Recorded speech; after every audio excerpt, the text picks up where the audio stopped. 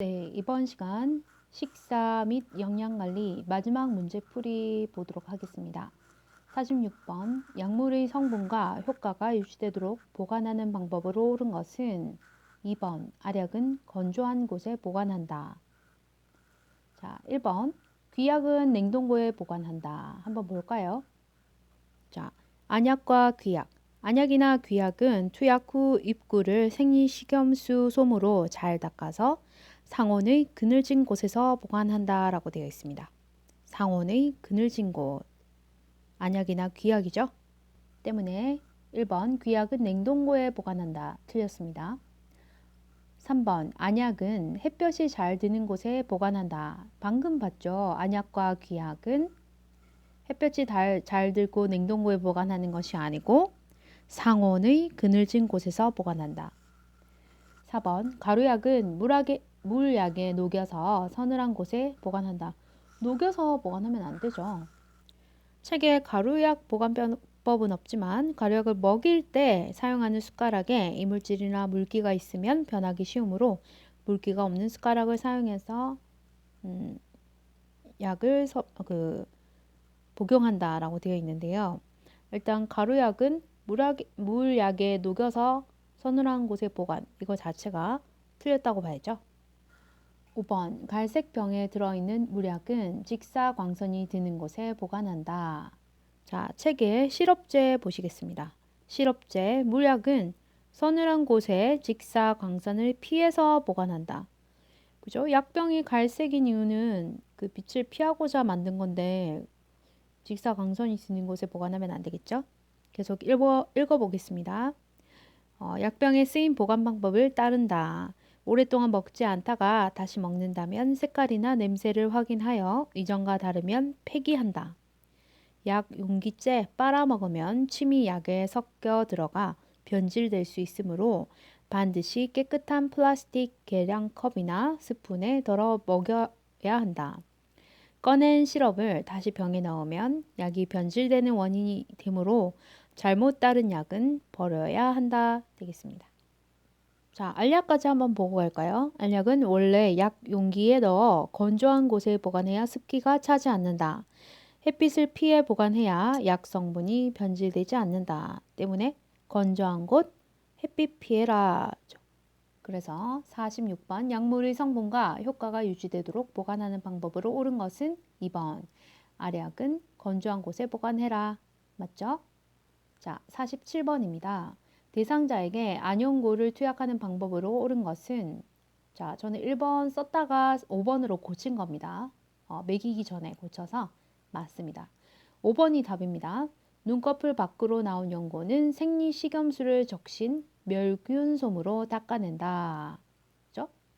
자, 1번 보겠습니다. 투약한 후 눈을 가볍게 문질러 준다. 눈이 아니고 안구를 가볍게 돌리는 거 아닌가요? 잠시만요.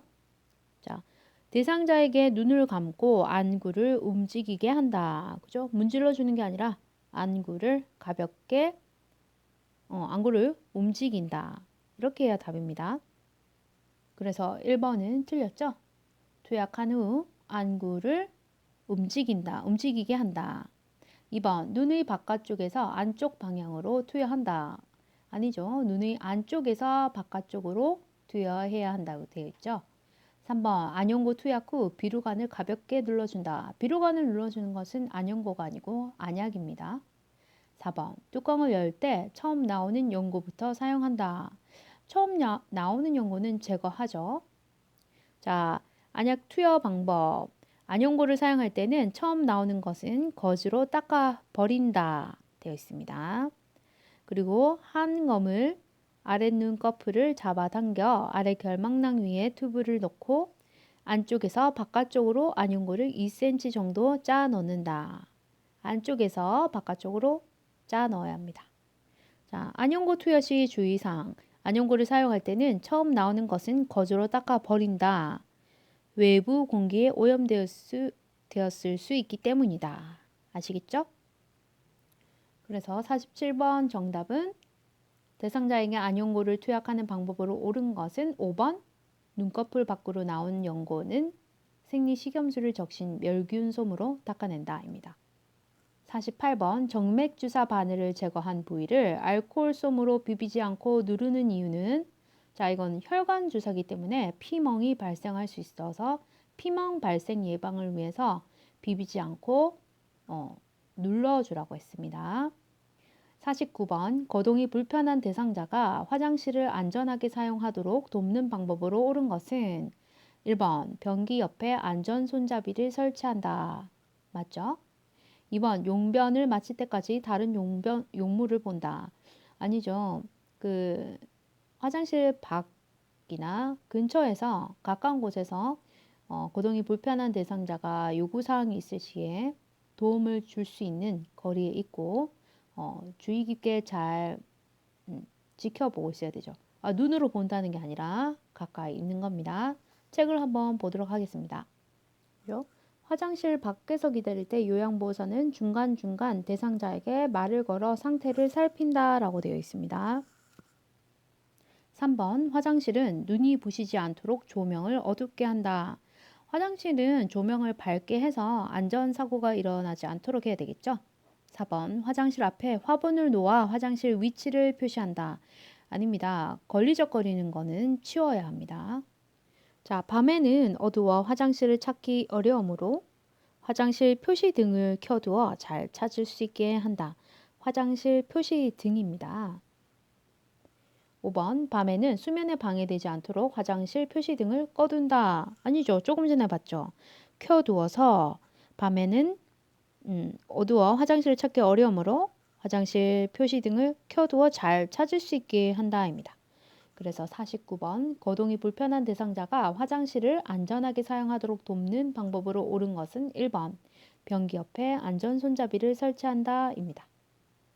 50번 침대에서 누워 지내는 대상자의 침상 배설을 돕는 방법은 침대에서 누워 있다는 것은 거의 거동이 불편하죠. 3번 항문이 변기 중앙에 위치하도록 되어준다. 간이 변기를 되어주는 거죠. 이동식 변기, 들고 다닐 수 있는 간이 변기. 항문이 변기 중앙에 위치하도록 되어줘야 합니다. 1번 배변 후 물티슈로 닦고 바로 옷을 입힌다. 아니죠. 물티슈로 닦고 나면 마른 수건으로 닦아주고 옷을 입힙니다. 2번 뒷처리할 때는 뒤쪽에서 앞쪽으로 닦아준다. 아니죠. 오염이 될 수 있기 때문에 감염의 우려가 있기 때문에 앞쪽에서 뒤쪽 요도에서 항문 쪽으로 닦아줍니다. 4번 배에 힘을 주기 쉽도록 침대 머리를 낮춰둔다. 아니죠. 침대 머리를 높여줘야 되죠. 5번 배설물에 피가 섞여 나오면 대상자에게 확인시킨 후 버린다. 아닙니다. 버리지 말고 보고를 해야 합니다. 그래서 어떤 이상이 있는지 판단을 해야 하기 때문에 시설장이나 책임자에게 아니면 간호사 관련된 보고 대상자한테 배설물을 들고 가서 보고해야 합니다. 그래서 50번 침대에서 누워 지내는 대상자의 침상 배설을 돕는 방법은 3번 항문이 변기 중앙에 위치하도록 되어준다. 51번 대상자가 이동변기에 배설할 때 돕는 방법으로 옳은 것은 이동변기는 의자같이 생긴 변기입니다. 1번 변기통 안에 화장지를 깔아준다. 그렇죠. 자, 이동변기는 이렇게 생긴 겁니다. 자, 12번 보시면 화장지를 변기 안에 깔아주거나 음악을 틀어주어 배설시 나는 소리가 잘 들리지 않게 한다라고 되어 있습니다. 그래서 1번이 정답입니다. 2번 배설물을 아침 저녁으로 처리한다. 틀렸죠? 그때그때 처리해야 되겠죠? 3번 이동변기의 높이를 침대보다 높게 한다. 같게 해야 됩니다. 똑같게. 4번 이동변기 옆에 미끄럼 방지 매트를 깔아준다. 이동변기는 좀 가볍죠. 그래서 미끄러질 수 있는데 옆에다가 미끄럼 방지 매트 깔아도 소용없죠. 이동변기 밑에 미끄럼 방지 매트를 깔아줘야 합니다. 자, 확인하고 가겠습니다. 6번 안전을 위해 변기 밑에 미끄럼 방지 매트를 깔아주어 변기 밑에라고 되어 있죠. 대상자가 변기에 앉을 때 흔들리지 않게 한다. 자, 확인했습니다. 5번 두 발이 바닥에 닿지 않게 이동변기에 앉힌다. 이러면 낙상 위험도 있을 수도 있고 불편하겠죠? 자, 책 9번을 보시면 대상자의 다리를 내려 두 발의 바닥에 닿게 한다. 다리가 바닥에 닿지 않으면 불안정하여 넘어질 수 있다. 두 발이 바닥에 닿게 해야 한다 입니다. 그래서 51번 대상자가 이동변기에 배설할 때 돕는 방법으로 옳은 것은 1번 변기통 안에 화장지를 깔아준다 입니다. 52번 유치도뇨관을 삽입하고 있는 대상자를 돕는 방법으로 옳은 것은 2번 금기사항이 없으면 수분 섭취를 권장한다. 특별한 지시사항이 없으면 수분을 섭취하는 것은 그냥 권장하는 거죠. 1번 소변 주머니는 허리보다 높은 위치에 둔다. 아니죠. 낮은 위치에 둔다. 방광보다도 낮은 위치에 둔다. 3번 소변이 밖으로 새는 경우 유치도뇨관을 제거한다. 함부로 제거하는 거 아니라고 했습니다. 그리고 유치도뇨관 제거 이런 거는 전문가, 간호사가 직접 해야 하고 의료 전문 분야이기 때문에 요양보호사가 할 수 없습니다. 4번 유치도뇨관이 방광에 고정되어 있는지 당겨서 확인한다. 빠질 수 있기 때문에 당기는 건 안 되죠. 유치도뇨관을 유지하고 있는 동안에는 움직임을 제한한다. 일상생활이 가능하다라고 안내하라고 했죠. 움직일 수 있습니다. 제한하면 안 되죠. 따라서 52번 유치도뇨관을 삽입하고 있는 대상자를 돕는 방법으로 옳은 것은 2번 금기사항이 없으면 수분 섭취를 권장한다입니다. 자, 유치도뇨관 좀 중요하니까 한번 보고 가겠습니다. 유치도뇨관을 삽입하고 있는 대상자는 유치도뇨관을 통한 감염증이 생기기 쉬우므로 감염 예방에 세심한 주의를 기울여야 한다. 소변 주머니를 방광 위치보다 높게 두지 않는다. 낮게 둔다. 소변 주머니가 높이 있으면 소변이 역류하여 감염의 원인이 된다. 유치도뇨관을 통해 소변이 제대로 나오는지 확인한다. 소변 양과 색깔을 두세 시간마다 확인한다. 유치도뇨관이 막히거나 꼬여서 소변이 제대로 배출되지 않으면 방광에 소변이 차서 아랫배에 팽만감과 불편함이 있을 수 있고 아플 수 있다. 요양보호사는 유치도뇨관의 교환 또는 삽입, 방광 세척 등은 절대로 하지 않는다. 방문간호사가 하거나 의료기관을 이용하도록 연계한다. 자, 3번에 유치도뇨관을 삽입하고 있어도 침대에서 자유로이 움직일 수 있으며 보행도 할 수 있음을 대상자에게 알려준다. 일상생활 가능하고 항상 주변을 청결하게 하고 금기사항 없는 한 수분 섭취 권장하고 유치도뇨관을 강제로 빼면 요도점막이 손상되므로 요도점막이 손상되면 출혈이 심해집니다. 심하게 당겨지지 않게 주의한다라고 되어 있습니다. 자, 소변을 비울 때 중요하죠. 밑에 있는 배출구를 열어서 소변기에 소변을 받은 후 배출구를 잠그고 알코올 솜으로 배출구를 소독한 후 제자리에 꽂는다. 특히 소변색이 이상하거나 탁해진 경우, 소변량이 적어진 경우, 소변이 도뇨관 밖으로 새는 경우에는 시설장이나 간호사에게 보고한다. 그리고 지시가 있을 경우에는 수분 섭취량과 배설량을 확인하고 기록한다입니다. 소변기의 소변을 지정된 장소에 버리고 소변 이상 여부를 확인한 후 바로 비워 냄새가 나지 않게 한다. 소변은 바로 처리하라고 되어 있죠. 자, 53번입니다.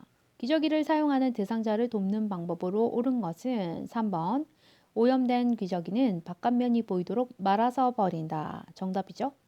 1번 기저귀를 하루에 3번 교환한다. 이런 거 없습니다. 필요할 때 교환해야죠. 2번 둔부에 발적이 있으면 연고를 발라준다. 10번 보시겠습니다. 둔부 주변부터 꼬리뼈 부분까지 피부의 발적, 상처 등을 세심하게 살펴보고 가볍게 두드리고 마사지 한다라고 되어 있습니다. 2번은 틀렸습니다. 4번 바지를 내린 후 면덮개를 덮고 기저귀를 교환한다. 자, 4번, 5번 보겠습니다. 면덮개를 이불 위에 덮은 후 이불은 다리 아래로 내린다. 면덮개의 밑에서 윗옷을 허리까지 올리고 면덮개의 밑에서 윗옷을 허리까지 올리고 바지를 내린다 라고 되어 있습니다. 그래서 4번은 순서가 바뀌었죠? 5번 허리를 들 수 없으면 엎드린 채로 기저귀 교환한다. 자, 허리를 들 수 없거나 협조가 불가능한 대상자일 경우 대상자를 옆으로 돌려 눕혀 기저귀를 교환한다라고 되어 있습니다. 엎드린 채로 하면 안 되겠죠? 자, 허리를 들 수 있는 대상자 한번 볼까요? 허리를 들 수 있는 대상자. 무릎을 세우고 똑바로 누운 상태에서 허리를 들게 하여 대상자의 협조하에 기저귀를 교환할 수 있다. 하지만 허리를 들 수 없거나 협조가 불가능한 대상자일 경우 대상자를 옆으로 돌려 눕혀 기저귀를 교환한다라고 되어 있습니다. 따라서 53번 기저귀를 사용하는 대상자를 돕는 방법으로 옳은 것은 3번 오염된 기저귀는 바깥면이 보이도록 말아서 버린다입니다. 잠깐 볼게요. 배설물이 보이지 않도록 기저귀를 만다. 즉 기저귀 바깥면 깨끗한 부분이 보이도록 말아 넣는다. 이 부분을 얘기하는 거겠죠? 자, 54번 가겠습니다. 대상자의 구강 청결을 돕는 방법으로 옳은 것은 5번 위쪽 잇몸과 이를 닦은 후 아래쪽 잇몸과 이를 닦는다. 위쪽부터 그 다음에 아래쪽. 맞죠? 1번 입안을 닦아낼 때는 목젖까지 닦는다. 목젖까지 닦으면 구토를 유발할 수 있습니다. 안 됩니다. 2. 일회용 스펀지에 치약을 묻혀 닦는다. 아니죠. 일회용 스펀지에 물을 묻혀 닦습니다. 3번 대상자를 똑바로 눕힌 자세에서 닦는다. 그럴까요? 자, 입안 닦아내기 책에서 한번 보겠습니다. 먼저 9번부터 보겠습니다. 거즈를 감은 서랍자 또는 일회용 스펀지 브러쉬를 물에 적셔 사용한다. 조금 전에 물에 적셔야 된다고 나왔죠? 그리고 7번 보면 대상자가 앉은 자세나 옆으로 누운 자세를 취하게 하며 부득이하게 똑바로 누운 자세일 때는 상반신을 높여준다라고 되어 있습니다. 때문에 2번, 3번이 바로 되죠? 일회용 스펀지에 물을 묻혀 닦아야 하고 대상자를 똑바로 눕힌 자세에서 닦는 것보다는 상반신을 높인 자세에서 닦고 부득이하게 똑바로 눕혀야 되면 이때도 상반신을 높여줘야 합니다. 그리고 1번하고 관련돼서 잠깐 보겠습니다. 입안을 닦아낼 때 혀 안쪽이나 목젖을 자극하면 구토나 질식을 일으킬 수 있으므로 너무 깊숙이 닦지 않는다. 맞죠? 4번 구강 점막에 염증이 있으면 구강 청정제로 닦는다. 자, 염증 같은 이상 증상이 있으면 보고하라고 했죠. 보고. 자, 10번 보겠습니다. 먼저 윗니와 잇몸을 닦고 거즈를 바꾸어 아래쪽 잇몸과 이를 닦는다. 다음으로 입천장, 혀, 볼 안쪽을 닦아낸다. 입안을 닦아내는 동안 치료를 받아야 하는 치아가 있는지, 잇몸, 입천장, 혀, 볼 안쪽 등이 헐지는 않았는지 세심하게 관찰하고 이상이 있을 시 시설장이나 간호사에게 보고한다라고 되어 있죠. 그래서 54번 대상자의 구강 청결을 돕는 방법으로 옳은 것은 5번 위쪽 잇몸과 이를 닦은 후 아래쪽 잇몸과 이를 닦는다입니다. 55번 두발 전용 세정제를 사용하여 대상자의 머리를 청결하게 하는 방법으로 옳은 것은 2번 두발 전용 세정제를 바른 후 거품이 나게 마사지한다. 1번 머리를 물로 적신 후 두발 전용 세정제를 충분히 발라준다. 두발 세정제는 물이 없어도 즉시 사용할 수 있고 머리카락을 깨끗하게 할 수 있기 때문에 그냥 머리에 바릅니다. 물을 적시지 않습니다. 3번 따뜻한 물로 머리때와 기름기를 씻어낸다. 아니죠. 그냥 머리에 발라 거품을 내고 수건으로 닦고 빗어줍니다. 3번도 아니에요. 4번 두발 전용 세정제를 사용한 후 린스로 헹군다. 아닙니다. 5번 젖은 수건으로 충분히 닦아낸다. 젖은 수건? 아닌데요. 한번 확인하도록 하겠습니다. 자, 물 없이 두발 청결 돕기. 물을 사용하기 어려운 상황이거나 신체적으로 힘든 상황에 두발 전용 세정제를 사용할 수 있다. 1. 즉시 사용할 수 있고 물이 없어도 머리카락을 깨끗하게 할 수 있다. 2. 머리에 발라 거품을 내고 수건으로 닦고 빗어준다. 자, 그림을 보겠습니다. 모발에 내용물이 충분히 적셔지도록 바른 후 거품이 나도록 머리를 마사지한다. 거품에 머리때와 기름기가 묻어 나온다. 마른 수건으로 충분히 닦아 말려준다. 모발이 많이 더러워진 경우 같은 방법으로 반복하여 사용한다입니다. 마른 수건이죠. 그래서 5번 젖은 수건은 틀렸습니다.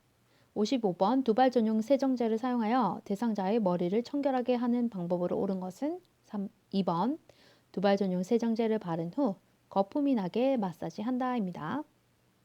56번 대상자의 목욕을 도울 때 따뜻한 물을 자주 뿌려주는 이유는 2번 체온 유지죠.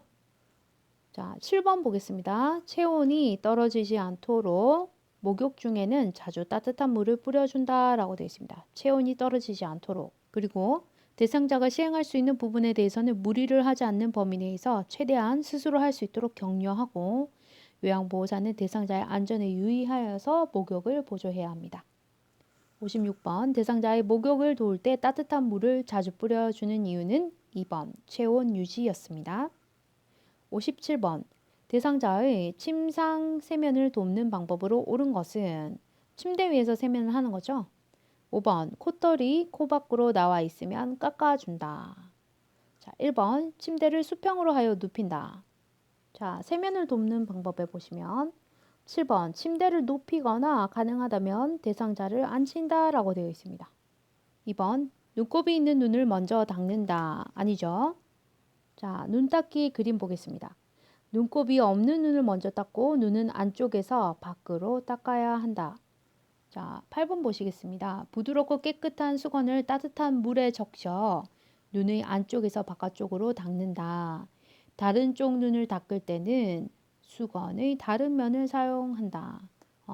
청결이 중요하죠. 오염이 되지 않고 감염이 되지 않도록 하기 위해서입니다. 자, 3번 코, 뺨, 눈, 귀, 목 순서로 닦는다 라고 되어 있는데 자, 위에서 아래로라고 생각하면 됩니다. 눈 밑에서 코, 뺨, 그죠? 눈이 앞에 가 있어야 되죠. 근데 아까 보기에는 코, 뺨, 눈이라고 되어 있습니다. 눈 밑에서 코, 뺨 쪽으로 닦는다.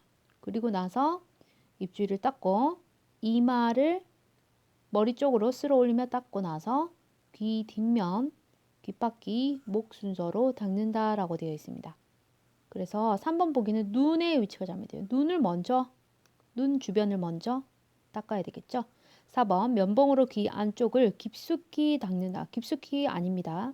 자, 13번에 대상자가 원하면 거울을 볼 수 있게 돕고 면봉으로 귀 입구의 귀지를 닦아낸다입니다. 귀 입구. 깊숙이 하면 안 됩니다. 귀 입구의 귀지를 닦아낸다. 자, 코 잠깐 보고 넘어갈게요. 노이는 콧물이 자주 나오며 이물질로 코가 잘 막히고 비염 등이 발생하기 쉬우므로 세안 시 코 안을 깨끗이 닦는다. 콧망울을 세심히 닦아준다. 만약 콧털이 코 밖으로 나와 있다면 깎아준다. 자, 따라서 57번 대상자의 침상 세면을 돕는 방법으로 옳은 것은 5번 콧털이 코 밖으로 나와 있으면 깎아준다입니다. 58번 편마비 대상자의 하의를 갈아입힐 때 벗기는 순서로 옳은 것은 자, 편마비 대상자죠. 하의를, 바지를 갈아입힙니다. 자, 벗기는 순서로 맞는 것을 얘기하네요. 자, 벗길 때는 두 다리를 먼저 모아서 무릎을 세워야겠죠. 라가 먼저 와야 됩니다. 그리고 나서 두 팔과 두 발을 바닥에 지지하고 엉덩이를 들어 올리게 한다. 자, 무릎을 세우고 나서 엉덩이를 들어 올리게 하고 나서 건강한 쪽을 벗긴다. 건강한 쪽은 다리를 오므렸다가 펼칠 수 있으니까 먼저 하고요. 마지막으로 마비된 쪽을 벗긴다입니다. 그래서 답은 2번 라가 나. 자, 편마비 대상자 하의 갈아입히기 한번 볼까요? 하의 벗기기. 자, 침대에 난간을 내리고 대상자의 곁에 서고 두 다리를 모아 무릎을 세우게 하고 두 팔과 두 발을 바닥에 지지하고 엉덩이를 들어 올리게 합니다. 이때 마비된 쪽 발이 미끄러지지 않도록 요양보호사의 무릎으로 살짝 지지해 줍니다. 요양보호사는 양손으로 대상자의 허리 부분을 양옆을 모아줍니다. 자, 이렇게 무릎을 세우고 양옆을 모아쥐고 자, 허리에서 엉덩이, 허벅지 순으로 바지를 내립니다. 바지를 두 발목까지 내려놓고 건강한 쪽 먼저 벗기고 마비된 쪽을 벗긴다라고 되어 있습니다. 다시 정리하면 58번 편마비 대상자의 하의를 갈아입힐 때 벗기는 순서로 옳은 것은 자, 두 다리를 모아서 무릎을 세우고 1번 라죠. 그 다음에 두 팔과 두 발을 바닥에 지지하고 엉덩이를 들어 올리게 한다. 두 번째입니다. 그 다음에 건강한 쪽 먼저 마비된 쪽. 건강한 쪽 먼저 마비된 쪽. 답은 2번입니다. 자, 마지막이네요. 거동이 불편한 대상자의 체위 변경을 돕는 방법으로 옳은 것은 2번, 욕창이 있으면 체위 변경 횟수를 늘린다. 그렇죠. 자주 체위 변경을 해야 욕창이 발생하지 않습니다. 자, 1번, 도넛 베개로 청골 부위를 지지한다. 자, 짓눌러져 가지고 이 부분에 오히려 더 욕창이 발생하기 쉽다고 했죠. 3번, 딱딱하고 표면이 거친 쿠션을 받쳐준다. 자, 딱딱하고 표면이 거친 쿠션을 받쳐주는 게 아니라 체위에 따라 들어간 부분이나 다리 사이를 베개나 수건으로 지지해주면 편안하다라고 되어 있습니다. 4번, 대상자의 옷을 잡아당겨 체위를 변경한다. 안 되죠? 자, 옷을 잡아당겨서 체위를 변경하면 안 됩니다. 5번, 의자에서는 2시간마다 체위를 바꿔준다. 보시면 체위 변경 시 고려할 점, 대상자의 몸을 잡고 체위 변경을 할 경우 관절 밑부분을 지지해야 한다. 체위에 따라 들어간 부분이나 다리 사이를 베개나 수건으로 지지해주면 편안하다. 보통 2시간마다 체위를 변경하며 욕창이 이미 발생한 경우 더 자주 변경해야 한다. 자, 꼭 알아두기 볼게요. 자, 자세 변경 주기는 침대에서는 2시간마다, 의자나 휠체어에서는 1시간마다 바꿔준다. 파우더와 도넛 베개는 사용하지 않는다라고 되어 있습니다. 자, 2번, 특정 부위 압력이 집중되지 않도록 침대에서는 적어도 2시간마다, 의자에서는 1시간마다 자세를 바꿔준다. 3번, 대상자를 이동시킬 때 피부가 밀리지 않도록 주의한다. 이 부분이 대상자의 옷을 잡아당겨 체위를 변경한다가 틀렸다고 하는 부분입니다. 옷을 잡아당기지 말아야 되죠. 그죠? 피부가 밀릴 수도 있고 하니까. 따라서 59번, 거동이 불편한 대상자의 체위 변경을 돕는 방법으로 옳은 것은 2번, 욕창이 있으면 체위 변경 횟수를 늘린다입니다. 자, 오늘도 고생 많으셨습니다. 자, 다음 영상에서 또 찾아뵐게요. 파이팅!